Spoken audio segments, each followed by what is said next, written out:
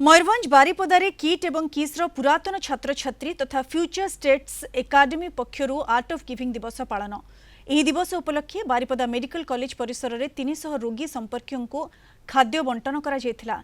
यह दिवस पालन अवसर में समस्त मध्य बेस उत्साह बारी होई पड़ुथिला। प्रत्येक वर्ष भली मे 17 को आम आर्ट ऑफ गिविंग डे भाव पालन करा जाउछि, जोटा कि आमर आम प्रिय प्रतिष्ठाता डॉक्टर अच्युत सामंत सारंकर गोटे इच्छा थिला कि समस्त मुहरे हस फुटेवा। तो मे 17 को आम धूमधाम पालन करूँ। प्रत्येक पूरा केवल आम ओडिशा नुहे पूरा देश सारा विश्व सारा पालन होउछि।